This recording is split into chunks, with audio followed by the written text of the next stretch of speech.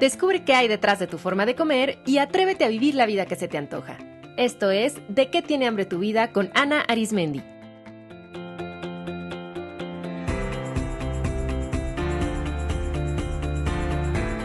Este es el episodio 174, Ayunos Espirituales.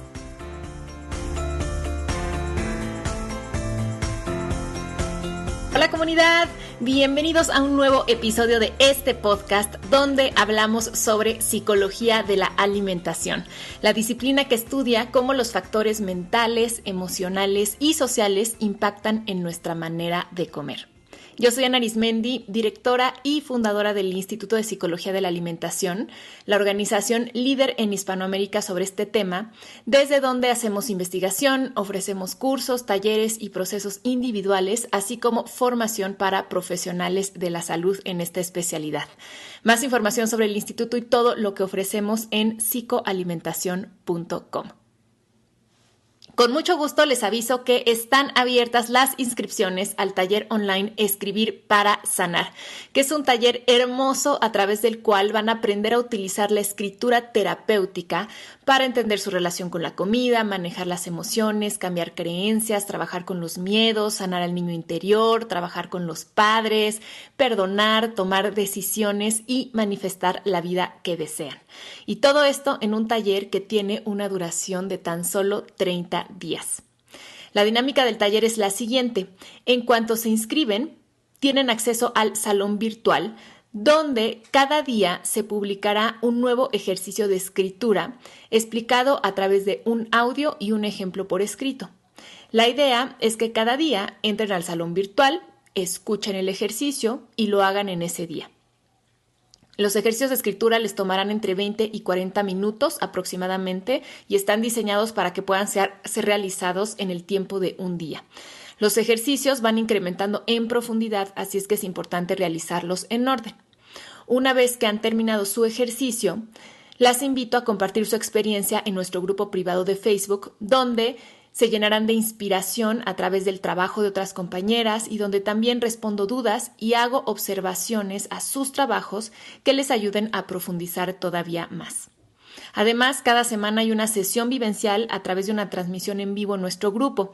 En esa sesión comentamos los ejercicios de la semana, contesto preguntas, comparto más recursos y hacemos algunas otras dinámicas. El taller incluye un diario imprimible que les servirá para ir haciendo los ejercicios cada día, un manual con los 30 ejercicios explicados para que se queden con estos recursos para siempre, acceso al salón virtual durante la duración del taller, grupo exclusivo de Facebook, 5 sesiones vivenciales conmigo y como un regalo especial van a recibir también mi ebook En vez de comer, escribe, donde les comparto ejercicios de escritura terapéutica para ser empleados justamente cuando surge la urgencia por comer. Escribir para Sanar comienza el 1 de abril, las inscripciones están abiertas y el cupo es limitado, así que les animo a inscribirse lo más pronto posible en psicoalimentación.com. El link directo está en las notas del episodio. Muy bien, pues comencemos con el tema de este episodio.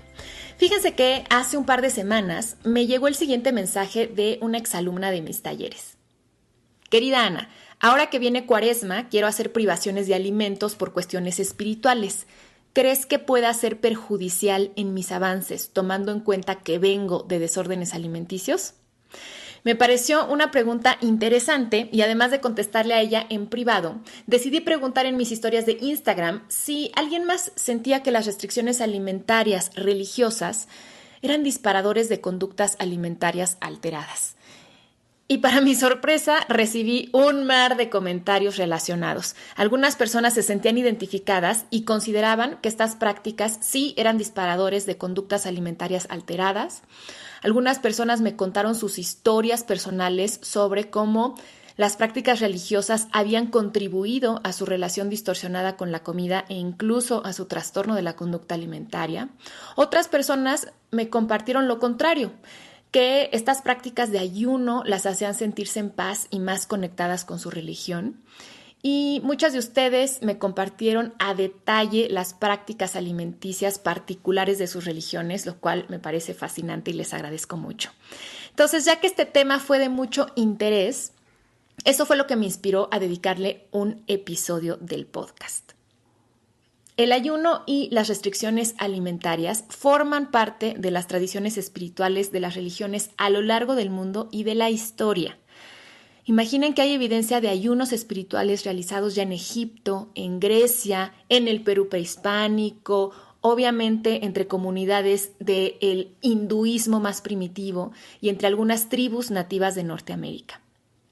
En las tres grandes religiones monoteístas, judaísmo, cristianismo e islam, es común la práctica del ayuno en festividades como Yom Kippur, miércoles de ceniza y Viernes Santo y el Ramadán. Y además hay prohibiciones alimenticias que rigen la vida cotidiana, que no nada más se practican en ciertas festividades, sino que forman parte de la práctica religiosa.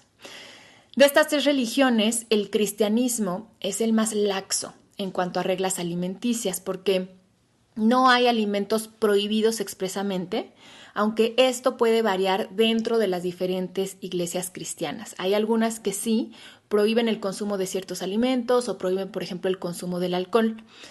Lo que sí suele practicarse en general en todas las ramas del cristianismo es la abstinencia de ciertos alimentos durante la Cuaresma, en especial la carne roja, y también algunos cristianos se abstienen de carne todos los viernes del año.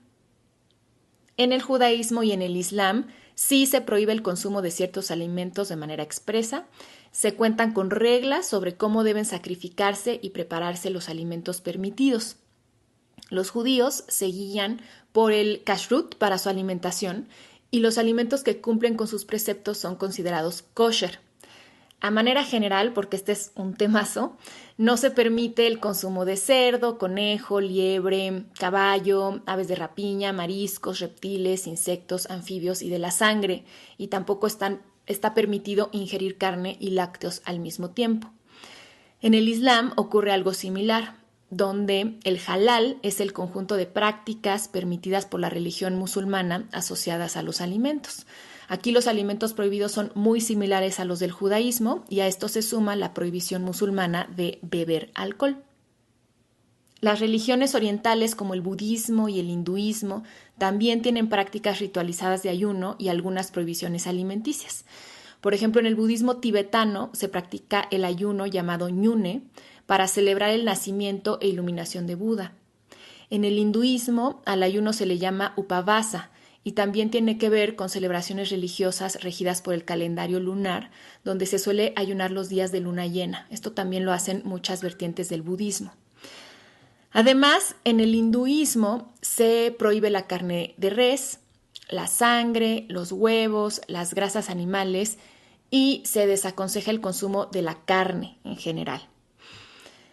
Todas estas prácticas se basan en los textos sagrados donde se narran periodos de ayuno realizados por sus grandes figuras como Jesucristo, Buda o Shiva y donde se establecen las prohibiciones y las reglas.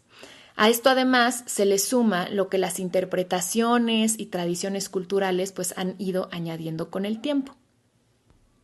La rigurosidad con la que se observen estas reglas pues va a depender de qué tan ortodoxa sea la práctica religiosa de cada persona y del papel que se juegue, porque los monjes cristianos o monjas o los monjes budistas suelen tener prácticas mucho más estrictas que no se aplican a la población en general. Bueno, este no es un episodio para detallar las prácticas alimenticias de cada religión, tema que por cierto, me parece sumamente interesante y es muy, muy amplio, sino más bien les comparto esto para dar una mirada muy general y poder contextualizar estas prácticas y darnos cuenta que, aunque los rituales y reglas específicas varían de creencia en creencia, el concepto general sigue siendo el mismo.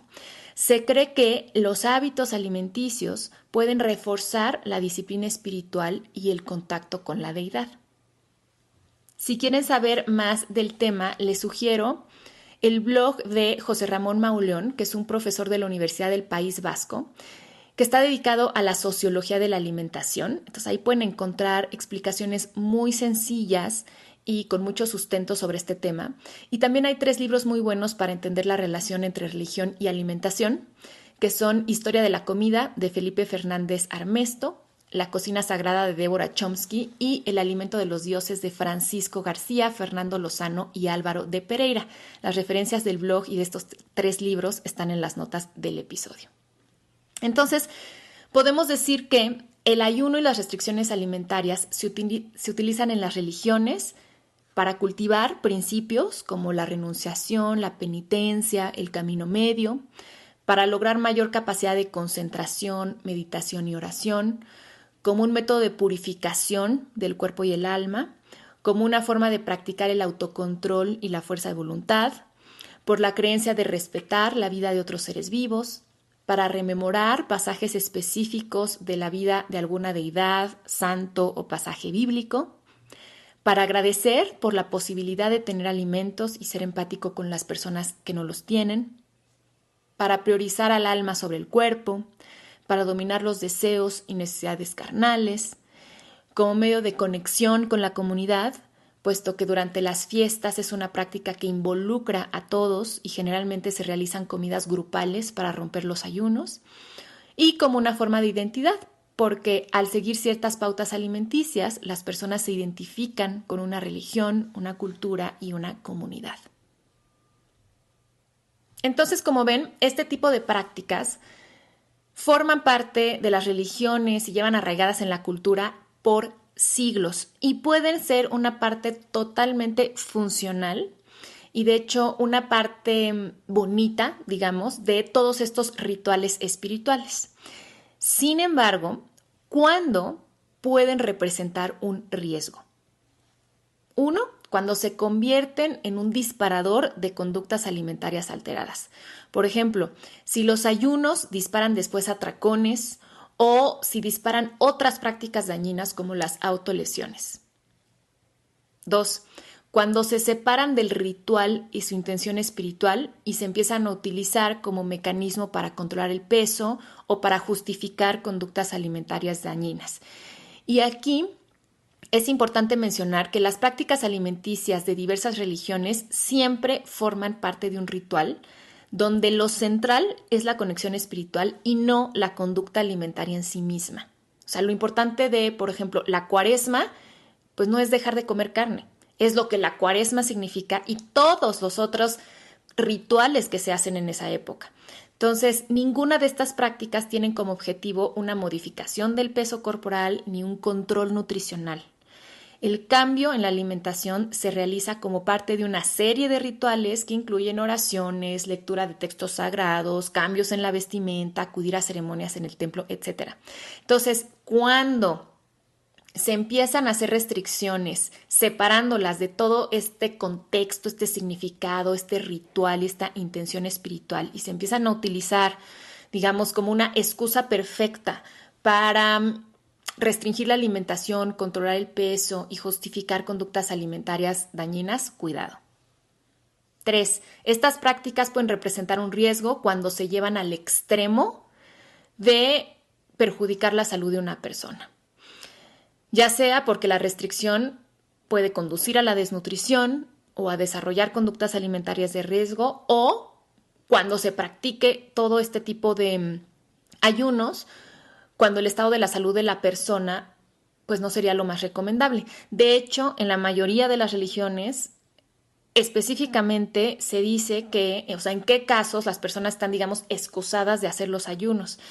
En el Islam se dice claramente que en el Ramadán están justificados de no hacer ayuno las mujeres que están menstruando, que están embarazadas o que están en el posparto, las personas mayores, las personas que hacen un trabajo que les requiere muchísimo desgaste físico. Entonces, las religiones también contemplan esto, o sea, este tipo de prácticas no deben de llevar a la persona a la enfermedad o al riesgo. Y también este tipo de prácticas pueden representar un riesgo cuando generan una relación no saludable con el cuerpo.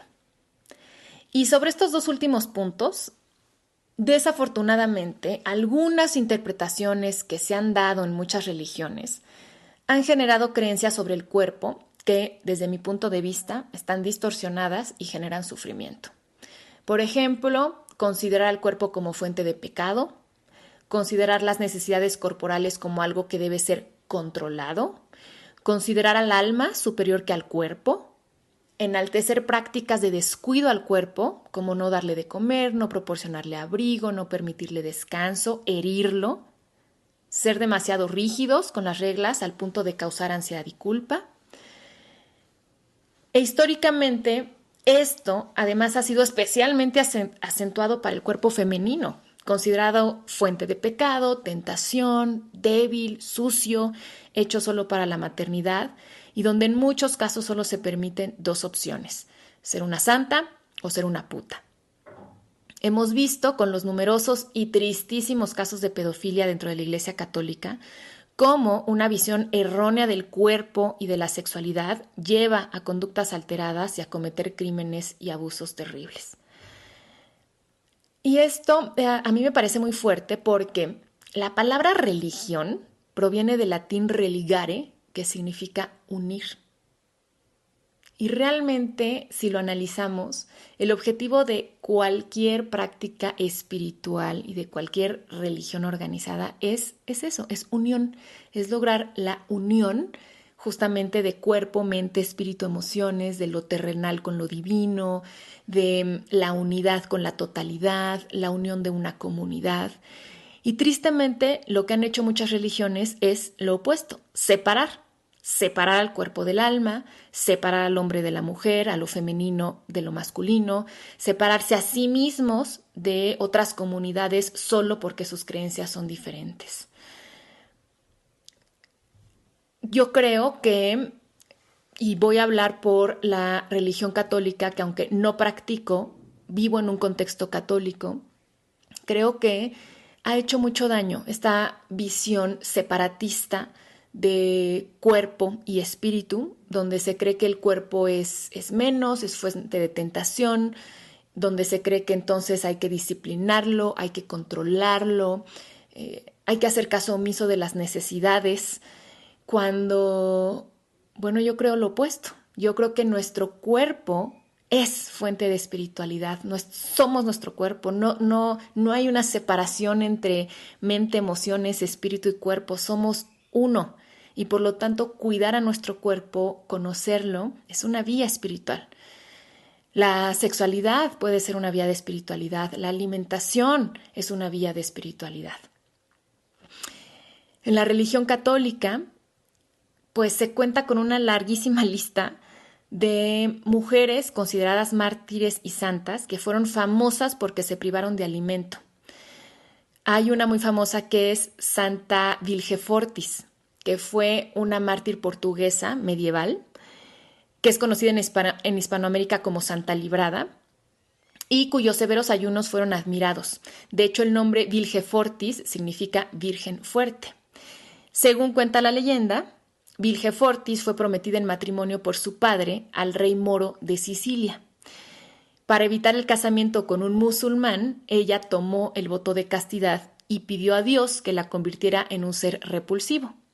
Entonces, en respuesta a sus oraciones, le creció vello en todo el cuerpo, le salió barba, con lo que el rey musulmán rompió el compromiso y el padre de Vilgefortis, furioso, la mandó a crucificar. Si ustedes buscan pinturas de Vilgefortis, van a ver cómo se representa crucificada y con una larga barba. Esa obviamente es la leyenda, pero los recuentos sobre la mártir revelan más un cuadro de lo que hoy clasificaríamos como anorexia que un milagro. En el libro Holy Anorexia, que les recomiendo mucho, de Rudolph M. Bell, él cita un pasaje de esa época que la describe así. En una lujosa estancia de un castillo portugués, la hija del rey rechazaba los alimentos que le ofrecían, ayunaba y, si se le forzaba a comer, vomitaba. Enflaquecía a ojos vistas y prácticamente se estaba dejando morir de hambre. Todo antes de romper su voto de castidad y servicio a Dios, todo antes que la casara. La aparición de vello corporal y facial se llama lanugo y es común en mujeres con anorexia porque resulta de la severa desnutrición y es un mecanismo de defensa para mantener el calor corporal. Otros casos donde se muestran conductas alimentarias alteradas son los de Santa Catalina de Siena, Santa Clara de Asís, Juana de Arco, Santa Teresa de Ávila, y en todos ellos se muestra cómo la restricción fue progresando al grado de ponerlas ya enfermas, que incluso gente de su congregación les rogaba porque comieran, pero las narraciones, en vez de mostrar esto como algo peligroso, decían, o sea, exaltan eso, pero su estoicismo y su fuerza de voluntad y su entrega a Dios hacía que rechazaran todo alimento o que vomitaran.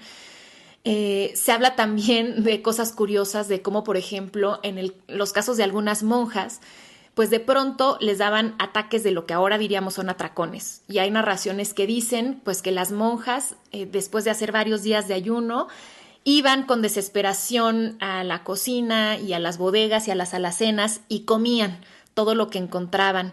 Y en algunos recuentos dicen que caían en la glutonería.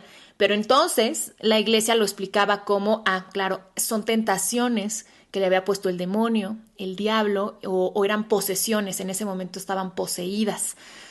También se habla de, bueno, aquí digo con todo respeto para las personas creyentes, pero viéndolo desde un punto de vista histórico, desde un punto de vista clínico, todas esas visiones que tenían estas mujeres o todo eso que escuchaban, pues hoy podemos decir que son las alucinaciones que se pueden dar debido a la desnutrición. O sea, la desnutrición severa puede generar alucinaciones de todo tipo, visuales, auditivas, incluso sensoriales. Y muchas de las monjas reportan ese tipo de cosas de sentir como un calor en todo el cuerpo, una sensación de éxtasis. Entonces, bueno, es importante también poder tener una visión un poco más crítica, más allá de la fe, porque el admirar este tipo de casos trae repercusiones. Ahora, esto no solamente ha sido algo de mujeres dentro del contexto religioso, también en hombres se dan casos como los prolongados y estrictos ayunos de San Francisco de Asís o de monjes cuyo extremo ascetismo los llevó a la muerte. Y en otros contextos religiosos e históricos tenemos, por ejemplo, la figura de Gandhi, el líder indio, que recomendaba el ayuno como una forma de recogimiento interior típico del hinduismo, pero que lo utilizó y lo llevó al extremo como un medio de protesta social, al grado de llegar a debilitarse fuertemente. Desde mi personal punto de vista, la glorificación del sacrificio extremo es muy peligrosa, porque conduce a visiones distorsionadas del cuerpo, de la comida, de la sexualidad y de la espiritualidad misma. Y como les decía, tienen repercusiones, no solamente en las vidas de esos personajes, sino como son historias que se admiran y que por lo tanto se repiten y que además se van pues distorsionando bajo la luz de la leyenda y los milagros, pues tenemos casos documentados de mujeres que ya en siglos muy posteriores se inspiraron en la vida de dichas santas y las emularon, pues llevando obviamente también su salud a un riesgo. Casos muy famosos son las de las fasting girls de la época victoriana, que eran señoritas que dejaban de comer, que se mantenían vírgenes y eran visitadas por personas que las consideraban santas, milagrosas o como figuras ejemplares. Se hicieron muy populares porque escribieron mucho de ellas como ejemplo justamente en la prensa de esa época. Y hoy en día esto sigue sucediendo. En las notas del episodio van a encontrar un artículo que analiza el caso de una mujer que hoy, en pleno siglo XXI, el artículo es del 2014, desarrolló anorexia mientras se preparaba para ser monja católica.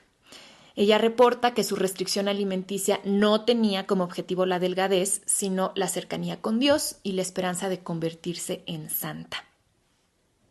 También en las notas del episodio van a encontrar referencia a otros libros y estudios que hablan sobre estos casos a detalle y que documentan la historia de la anorexia y otros trastornos de la conducta alimentaria. Bueno, dicho todo esto, es muy importante para mí dejar claro que las religiones y sus prácticas para nada son la causa de los trastornos de la conducta alimentaria, pero sí pueden representar un factor de riesgo para las personas que ya presentan conductas alimentarias desordenadas o que están en proceso de recuperación. Y también las visiones religiosas muy extremistas pueden favorecer creencias disfuncionales sobre el cuerpo que después resulten en conductas dañinas. Regresando a la pregunta que me hacía mi alumna, si ustedes han tenido una relación conflictiva con la comida en el pasado, si en este momento tienen retos con su alimentación o están en proceso de recuperación y sanación, estas son mis recomendaciones para abordar los rituales religiosos de restricción o ayuno. Primero, pregúntense cómo les hace sentir la idea de realizar ayuno o algún tipo de restricción. Si les hace sentir ansiedad, angustia, culpa o miedo, pues quizá no es muy buena idea llevarlos a cabo. Acuérdense que las emociones tienen la función de indicarnos pues cómo estamos, qué tan seguro es hacer algo, y si lo que estamos sintiendo es ansiedad y es miedo, quizás porque todavía no estamos preparados para ello. Por el contrario, si les hace sentir paz y conexión, pues adelante. Segundo, reflexionen honestamente para qué quieren realizar este ritual, cuál es su intención. Si realmente es por lograr una conexión espiritual y con su cultura o su comunidad, y si lo hacen de una forma cuidadosa, en un marco seguro de acompañamiento, adelante. Pero si en realidad lo están utilizando como la excusa perfecta para hacer dieta o para justificar cualquier otra conducta alimentaria alterada, tengan cuidado. Y tercero, cuestionen si esta práctica se siente como una obligación exterior o como una decisión interior. Si se sienten obligados a hacerlo para no ser criticadas por su grupo social o porque siempre ha sido así y es la tradición y cómo van a ir en contra de eso, pero ustedes internamente sienten una disonancia, o sea, como que esto ya no va con lo que creen o en este momento no lo consideran sano para ustedes, reflexionenlo de verdad. Recuerden que la más importante fidelidad de esta vida es hacia ustedes mismos. No se traicionen por quedar bien. Sean honestas y sean congruentes. Ninguna tradición se merece el sacrificio de su salud. Ahora, si ustedes ya tomaron la decisión de no involucrarse en los ayunos o en las prácticas restrictivas de su religión, o si están muy en duda todavía, les sugiero lo siguiente. Primero, háblenlo con su familia y sus seres queridos cercanos. Yo he observado que muchas veces lo que causa más ansiedad es el qué dirán. O sea, ¿qué va a decir mi familia que sí sigue como muy al pie de la letra la cuaresma? ¿O qué van a decir mis amigos del templo o de esta misma religión? Y en muchas ocasiones cuando se abre, se recibe una comprensión y una empatía que pues no se esperaba. O puede ser que abra la conversación para cuestionar ciertas cosas o para que otros miembros de su grupo social digan, a mí me pasó lo mismo o yo me siento igual o yo lo que hice y a mí me funcionó es esto. Ahora también, si lo que ustedes reciben es eso que temían, un fuerte rechazo, una condena, críticas, creo que valdría la pena mucho que, si no saben cómo hacerlo, busquen apoyo de un psicoterapeuta que les pueda dar las herramientas para hacer frente a este tipo de comentarios y para que ustedes aprendan también a poner límites. Otro consejo es que se acerquen con su líder religioso. Yo creo que si esa persona que dirige su religión es realmente amorosa y espiritual, les va a ayudar, les va a comprender y les va a guiar en esta duda que tienen, en esta decisión que han tomado. Busquen grupos de apoyo. Al menos en Estados Unidos yo sé que existen grupos dentro de las iglesias de personas recuperándose de trastornos de la conducta alimentaria. Entonces en ellos pueden encontrar comprensión, empatía y herramientas, todo dentro de su propio contexto religioso. Estoy segura que en otros países y en iglesias de diferentes cultos debe de existir algo similar. Otro consejo que puedo darles es que si están en duda o han decidido no seguir estas prácticas, comuníquense directamente con su Dios o con los dioses en los que ustedes crean y ahí van a encontrar la respuesta. Acuérdense que la espiritualidad al final es esa conexión uno a uno con la deidad o con eso más grande en lo que se cree. Y realmente la espiritualidad no es toda esa ritualística inventada por las religiones y por los seres humanos. Entonces, acérquense a eso en lo que ustedes creen. Siguiente consejo, pueden abstenerse de otras prácticas en su vida cotidiana que no tienen que ver con la alimentación y que les van a ayudar a cumplir con el objetivo de cultivar una mayor conexión interna y paz y de hacer como un tipo de como sacrificio o renuncia en estas fiestas. Por ejemplo, ¿qué tal si en vez de hacer ayuno de comida hacen ayuno de redes sociales o ayuno de pensamientos destructivos o de compras? Igualmente pueden practicar la disciplina mediante otros rituales que no tengan que ver con la comida, como comprometerse a la meditación o a la oración. Pueden elegir otras formas de honrar las festividades religiosas, como haciendo servicio social, estudiando su religión, haciendo donaciones. Recuerden nuevamente que la religión, por definición, busca unir. Entonces pregúntense, ¿qué pueden hacer para sentirse durante estas fiestas más unidos a sí mismos, a su comunidad y a su religión? Y esto último que les voy a decir quizás suene fuerte para algunos, pero así es. Si su práctica espiritual ya no les brinda paz, si no les hace sentir parte de, si no se identifican con la deidad y con las prácticas de su religión, si ya no van con lo que ustedes son, piensan, sienten y necesitan, quizá es momento de cambiar. Creo que como conclusión podríamos sintetizar este episodio con una pregunta poderosa.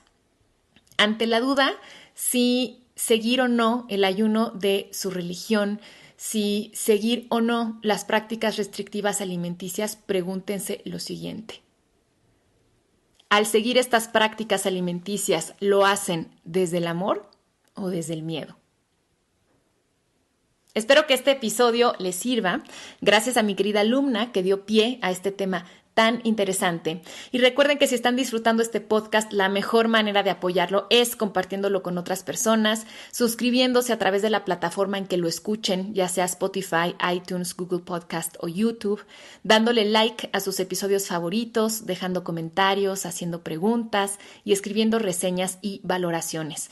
Todo eso hace que este programa llegue a más personas y cada vez más gente tenga las herramientas para estar en paz con la comida y con su cuerpo. Les mando un abrazo con gratitud y cariño y nos escuchamos en el próximo episodio. Esto fue ¿De qué tiene hambre tu vida? Con Ana Arismendi. Para más información visita www.dequetienehambretuvida.com.